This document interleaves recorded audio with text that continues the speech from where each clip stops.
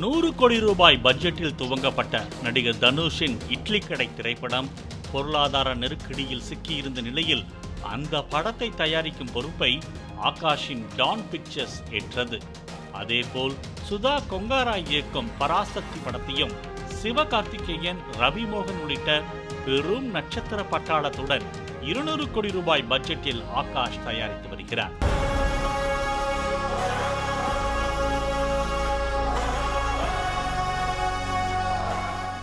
சிம்புவின் 49வது படத்தை தயாரித்து வரும் ஆகாஷ் அதர்வா முரளி நடிக்கும் இதயம் முரளி திரைப்படத்தையும் தயாரித்து வருகிறார்.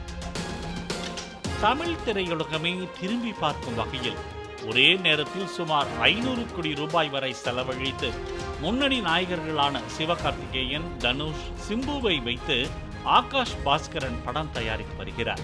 இந்நிலையில் பட தயாரிப்புக்காக சட்டவிரோத பண பரிமாற்றத்தில் ஆகாஷ் பாஸ்கரன் ஈடுபட்டுள்ளாரா என்ற சந்தேகத்தில் சென்னை ஆழ்வார்பேட்டையில் உள்ள அவரது வீட்டிற்கு அமலாக்கத்துறை அதிகாரிகள் வந்தனர். வீட்டில் ஆகாஷ் இல்லாத நிலையில் அவரது கார் ஓட்டுநரான துரை என்பவரிடம் விசாரணை நடத்தப்பட்டது. ஆகாஷ் பாஸ்கரன் யாரை அடிக்கடி சந்திக்கிறார், அவர் எங்கெல்லாம் வழக்கமாக செல்வார் என ஓட்டுநரிடம் கேள்வி எழுப்பிய அதிகாரிகள் ஆகாஷுக்கு எங்கெல்லாம் சொத்துக்கள் உள்ளது என்ற விவரங்களையும் கூறியதாக கூறப்படுகிறது.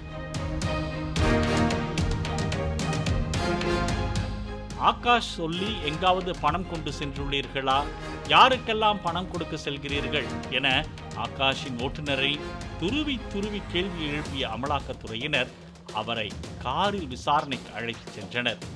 இதனிடையே சேலத்தில் PRR ஸ்வர்ண மாளிகை எனும் நகைக்கடையை நடத்தி வரும் பாஸ்கரனின் மகன்தான் ஆகாஷ் பாஸ்கரன். அந்த நகைக்கடையை தவிர்த்து ஸ்ரீ வேலவன் டிரான்ஸ்போர்ட் நிறுவனத்தையும் ஆகாஷின் தந்தை பாஸ்கரன் நடத்தி வருகிறார். இந்நிலையில் சில ஆண்டுகளுக்கு முன்பு கல்லூரி படிப்பை முடித்து சினிமா ஆசையுடன் சென்னை வந்த ஆகாஷ் உதவி இயக்குநராக சிறிது காலம் பணியாற்றி வந்துள்ளார்.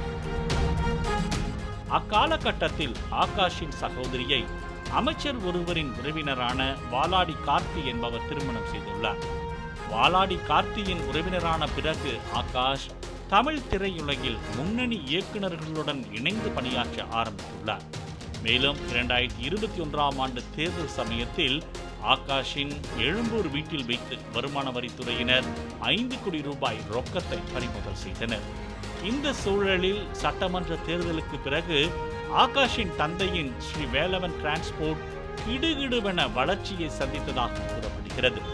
10 முதல் 15 வாகனங்கள் மட்டுமே இருந்த ஸ்ரீ வேலவன் டிரான்ஸ்போர்ட்டுக்கு தற்போது 50க்கும் மேற்பட்ட வாகனங்கள் உள்ளதாக சொல்லப்படுகிறது.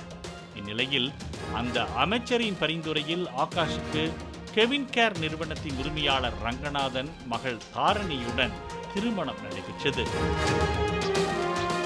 சென்னையில் பிரம்மாண்டமாக நடைபெற்ற திருமண விழாவில் அரசியல் தலைவர்கள், சினிமா நட்சத்திரங்கள் உள்ளிட்டோரும் கலந்து கொண்டனர்.